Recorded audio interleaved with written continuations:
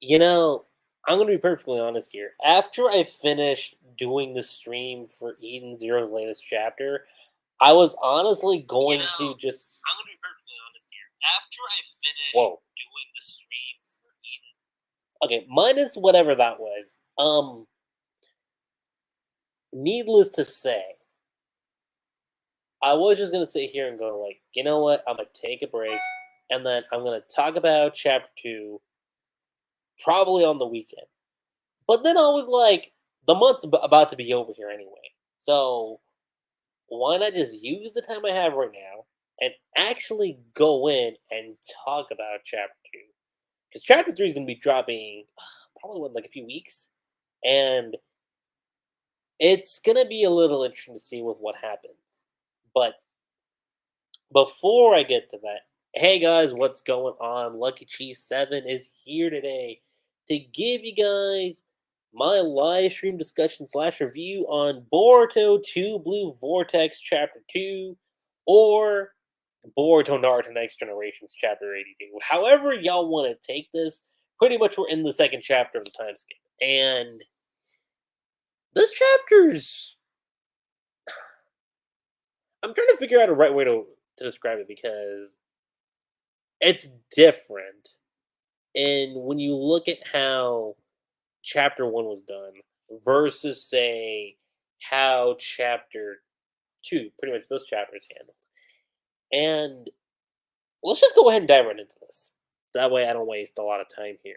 So, Boruto 2 Blue Vortex chapter 2, we got this cover page of Sarada, like a full body shot of Sarada with her new time skip design. And I've already set my piece on this. I think the jacket's fine. I think, her top's fine too. I just think, like, if you look at, like, what do you call it?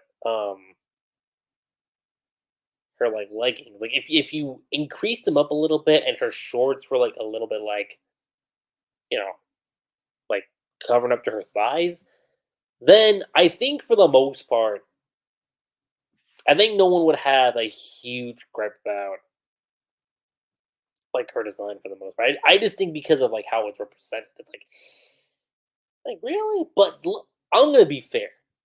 There have been designs that I've seen that I think are worse. Not in terms of Naruto, but in terms of like other series that take it to a really, and I mean a really, really extreme length. But that's neither here or there. Needless to say, I will say this: Kisarada's time to design, and like you got the you know black coloring in the background with the hint of red to it, kind of showcasing her outfit, if you will. So color choices are interesting, but that's neither here or there. So chapter two is titled Tree. Interesting chapter title. Not gonna lie. But we continue off exactly where we left off with chapter one, which was Boruto hopping in like right at the end of the chapter, saving Sarada, and you've got him like standing up against Code and his claw grabs. And he says, I've been looking for you, Boruto. I didn't expect you to show up yourself so readily. And he's like, makes me regret not coming to Konoha a lot sooner. And you see, like, Boruto is not giving two fucks about Konoha now. He's like, bro, like, are we really gonna like pull no punches here? Because like that's the look he's giving. And he says, withdraw your monsters, all of them. Do it now while you're still able to control them, and I'll let you live. And you see the look of Code. You see Sarada too. Sarada's like sweating. She's like, wait a second, yo. Is that like my teammate? Like the one I've been like training with for like the past few, well, obviously she wasn't there, but like prior to omnipotence, like this was like my guy. Is this really the same person? Needless to say, you got Code. He's like, wait, hold on. What did you just say? Did you forget how helpless you were against me 2 years ago? So you got some nerve to tell me that you're gonna spare my life. And Boruto says something that I think a lot of us predicted. I don't know if I said it necessarily in my stream, but I know a lot of other people were talking about it. That potentially Boruto's the one that gave Code the scar on his left eye prior to the 3-year time skip. And that's what he says right here.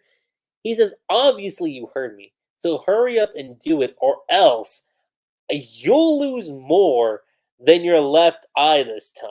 So obviously gonna showcase that, like, yeah, a couple years ago they had this encounter, and we know, based on this line of dialogue now, that Boruto is the one that gave Code the scar. So I'm gonna just say it. Code taking an L off screen, not exactly doing much for you, buddy. I'm just saying, like when he first showed up, I was like, okay, he's learning, he's growing, but you're taking an L off screen? What? I don't know. Anyway, he's like, and here I thought I'd heard the worst of your bluffs. What can I do but laugh? And Sarda just, again, still kind of speechless, but she then says Boruto. And without even looking, Boruto just says Sarda. There are still lots of folks who haven't gotten away. Could you help them? I'll handle Code. And she's like, Are you sure? He says, We'll talk later. Just stay alive. You know what this is kind of reminding me of? Like this, like the way it's being depicted. Do y'all remember in what was it, the fourth grade ninja war? Like you had something similar with Sasuke and Sakura, if I remember correctly. You had like a moment that was similar to this, where Sasuke doesn't exactly look at Sakura, but he still responds to her. Now, I could be totally misremembering that, but to me, it just similarities are there, and it's kind of what I'm seeing here with Boruto and Sarada. That same feeling, if you will.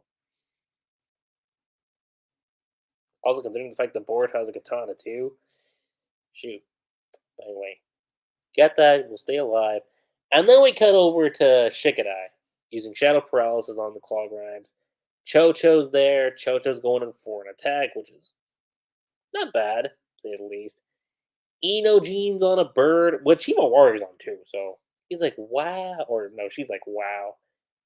And Chocho says, there, no big deal, just numbers. And you see this, like, they are just popping out of the woodwork like that. So one of the clograms goes for Chocho, and Shikada's like, Chocho, behind you. And she's like, wait, what? And Eno Jean gets the clogram that was about to take Chocho. And she's like, Eno Jean. He's like, yeesh. I told you not to let your guard down, Chubs. And he's like, I ain't fat, but thanks, Eno Jean. I don't know. Something about that line kind of reminds me of chapter 700 when he was calling her that, and she made a comment of like, "Yeah, I'm fat. Deal with it." Like something along those lines is what it kind of reminded me of. But obviously, a different connotations, if you will. But regardless, you see this, and you see the clogram like use its tail to break off the, you know, the sketching that Inoji made of the bird, and the wings come off. Obviously, that means two things. So, bird's losing altitude, Clawgrams comes through, and knocks Hima Warrior like off, and is about to like not exactly end her, but you see it's not exactly looking too pretty. He screams Himawari.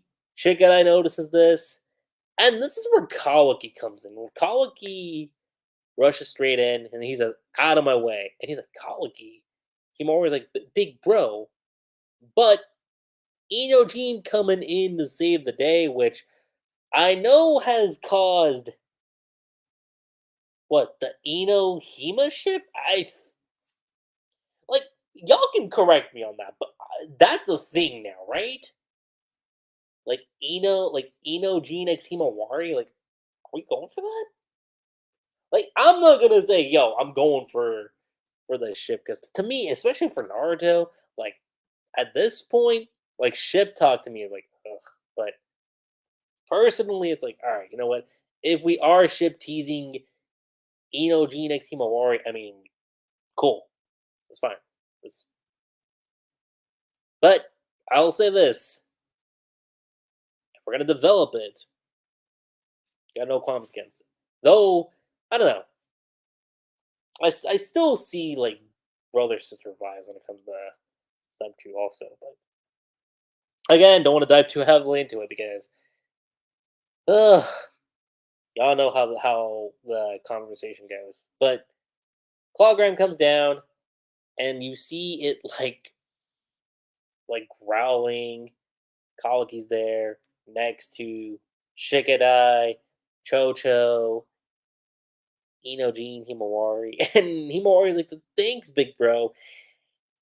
And this I thought was kind of interesting because Kawaki says, "How many times do I have to tell you not to call me that?" So you see, like the agitation in Kawaki. Is like, "Oh my god!" For the millionth time, stop calling me that because he knows is not true, but of course Himawari's not taking it into that account. So due to omnipotence, it's like again roles are reversed. So Himawari's thinking, "Yo, that's my big brother."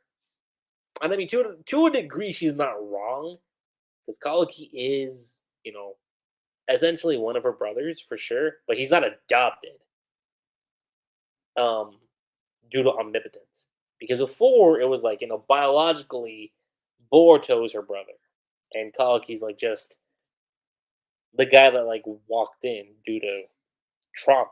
So that's that situation, if you will. And Shikadai notes that, hey, this one seems different from the others. Like leveled up. And you see this, see the Clawgram. One of them's coming after Kawaki.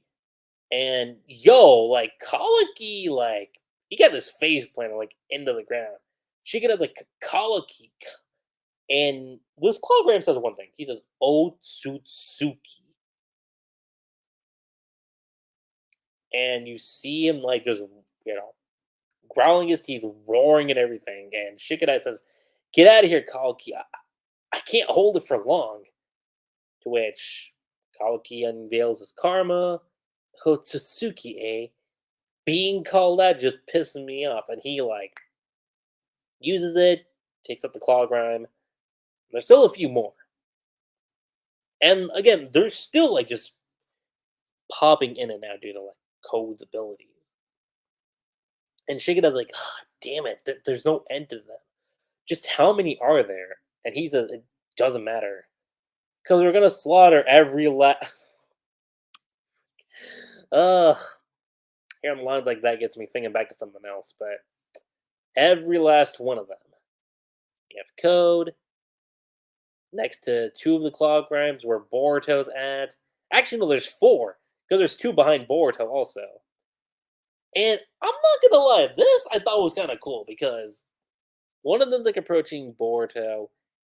Boruto unveils his sword, but the thing is that we don't see him like unhook it right away. Like we see him like slowly take it out, and then the next page he just shuts it. So he did that like in like matter of like nanoseconds, which is crazy. Impressive. Not gonna lie, it's kind of cool. And Code notes as he sees Boruto. They're still coming after the attack. And again, Boruto is like, he's not having it. He's not having it. You see the attacks go through. And one, it shows how not uber powerful these guys are, which, I mean, given the war, we remember when we had those like 10-tail little minion creatures? They were fodder tier. Let's be fair; those were like fodder tier like threats, if you will. Not the main 10 tails himself, but like The little mini creatures that were produced. It's like, come on. But one, this is just showcasing just how much stronger Boruto's gotten over the 3-year time skip. Code's there. Boruto looks over, and Code's like, I guess it wasn't a complete bluff. And Boruto says, if you insist on pressing on, you'll lose every one of them. And Code's like, and you're being prematurely cocky. These don't even add up to a drop in the bucket. Besides, they're just tools anyway. And Boruto says, you don't understand the true horror of the Ten Tails. And he's like, what?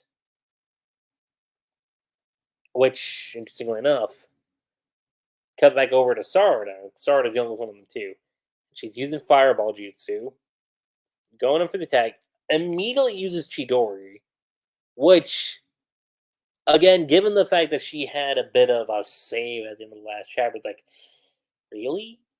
Like 3-year time skip, and that's all we're doing? But, okay. Like, you see Sarada, she's still holding her own, taking out some of the claw grimes.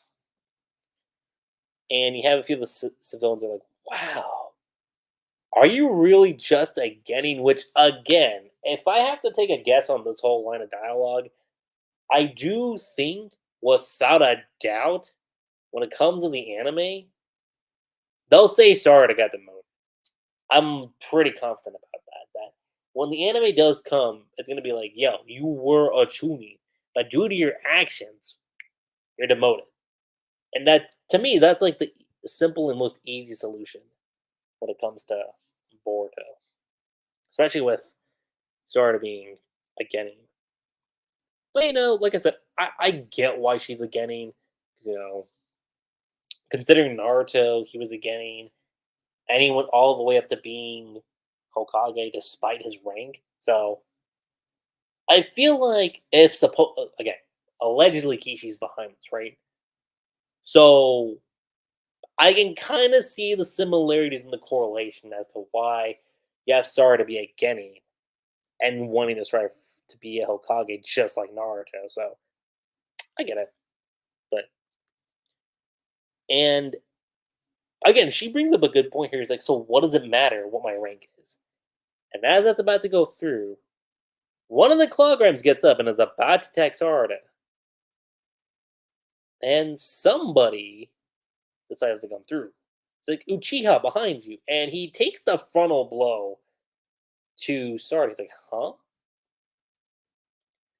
And like you see the bite mark. He's I'm gonna butcher this name, but I'm assuming it's Soegi. You see Soegi, and he's getting bitten. He's like, help! Which, due to this, he becomes a tree.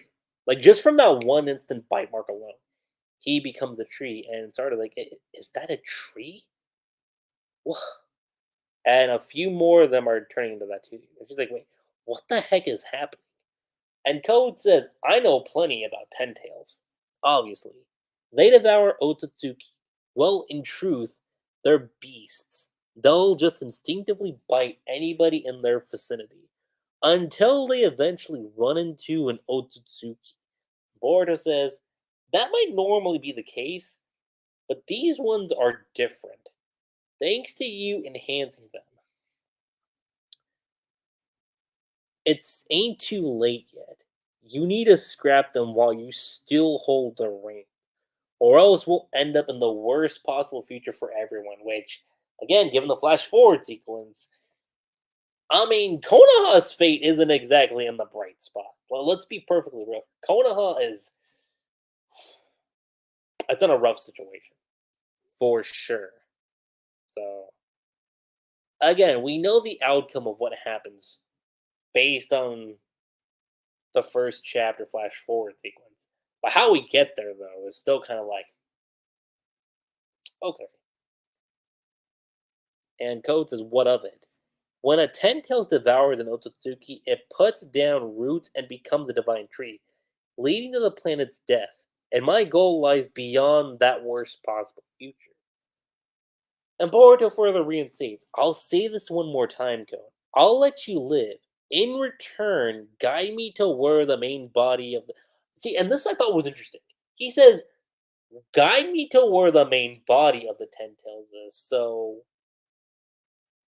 kind of makes me curious on that because we know, like, prior to the time skip, like, Code, like, reconfigured, like, the Ten Tails and made it into, like, a more manageable size, if you will. Even if they are more like Frieza knockoffs. But to me, Boruto brings up a good point. It's like, okay, so yeah, where is the main body? Which I get the feeling we're gonna get that eventually. I do. But you see this, and Code's like, give me a break, Boruto. Have you lost your mind? It's like, I'll be honest. I'll be honest with you. Killing you is easy. So instead of dying in vain, why not do one act of good for the world? And Code's like, it's irrelevant, since you'll be the one dying. And I gotta say, I like what Border says here because he says, I guess there's no cure for idiocy. And you see him looking like he's about to perform some kind of Rasengan. And Code's like, Rasengan? What a one trick pony. And he's walking. But the thing I didn't take into account, because I was like, okay, it's a Rasengan. Like, what's so special about that? If you notice, like, the way Boruto is, like, reflecting the Rasengan is not just, like, swirling, like, around his hand. It's swirling around his whole body. Because he says, Rasengan Uzuhiko, which is an interesting note to leave off on. I will say that for sure. It's an interesting note to leave off on for the chapter, and I will say this, compared to the first chapter, I don't think the quality was as high as the first chapter, but I think there's still some pretty big takeaways, if you will. One, you get the tease of Boruto's, like, new jutsu, which we're gonna see with what happens in chapter 3, but you get little tidbits about, like, what's been going on, what the claw grimes. It's more so just on that. Like, when you hear the chapter title called Tree and you see what it's about, it's like, okay, I get the importance of what it is. It's more centered around the claw grimes, which, in terms of narrative, especially for a monthly series, you're not going through much progression, which I do think is a huge uh, detriment to the chapter itself. I think is definitely the pacing. Is because it's slowed down. And I'll say this: if this was weekly, my rating would be completely different. But because it's a monthly series, and you expect, like, a little bit more content involved, like, yeah, the big takeaway for the chapter is Boruto's about to perform, Rasengan Uzuhiko, which I kind of want to know how it's going to actually look in the forefront. But two, you also kind of get about the Clawgrams and what they're doing. So, they bite, and apparently the shinobi that they bite turn into trees, which kind of has me curious about Sasuke because we're 2 chapters in. There has been not a single word mentioned about Sasuke. But takeaway number 3 is that now we know that Boruto is the one that gave Kawaki the scar. So there's that. Um, again, biggest negative I'll give for the chapter is that, like, again, for a monthly series, plot progression wise, you don't really get a lot. But I will say, in terms of, like, like, not context per se, but in terms of, like, information, you definitely do learn a few things. So it's one of those things. So I would say if the first chapter was, like, great, which I believe is what I gave it, like, good plus to great, which I think ultimately the first chapter of Two Blue Vortex, I'm gonna give it the great rating. This one, I'm leaning towards okay plus. And I say that because again, I did expect a little bit more in chapter two in terms of like what else we're getting, but you have a few takeaways where it's like, okay, you have just a little bit of content. But again, I say this specifically if it was if this was like a weekly chapter, like take Eden Zero for instance, you get that on a week to week basis, and it's like okay, you have the chapter for a week, but then you have the next chapter to look forward to. Boruto is in a category that's similar to say Attack on Titan, Dead Rock. Um, what other monthly series is out there? Shoot, not Pandora Hearts. There's a series. I'm trying to remember what it's called. It is a monthly series too. Chosen X, I wouldn't really count that as monthly because that comes out on its own schedule. But oh, I remember the case study of Vanitas. That's a monthly series too. So it's in that category. And when you think about it, it's like okay, for a monthly, you expect a lot more. So in that essence, it's like okay, like I will say, I think ultimately I'm going to go for an okay. It's an okay plus chapter of Boruto chapter two, and again, it still has some things that I'm curious about for the time skip. But again, compared to chapter one, it is a bit of a step down, and I only say that specifically because waiting from last month to this month, it's like okay. But again, Boruto's about to perform. We're staying on Uzuhiko, which should be interesting. You see where things are going with the claw grinds. And two, or not two, three, you kind of get a little bit of how Kawaki and Himawari's brother sister connections are, and you see that he's not exactly like like why, like stop calling me that. You see how it kind of like irritates him. But with that being said, you guys, I think that's pretty much all I gotta say when it comes to Boruto 2 Blue Vortex Chapter 2 or Boruto Naruto Next Generations Chapter 82. Let me know what you guys thoughts were on the chapter. What was your favorite part about it? And aside from that, guys, that's pretty much it. I'm Lucky G7. Don't forget to subscribe to my channel for more Boruto, and I will catch you guys next time. Peace.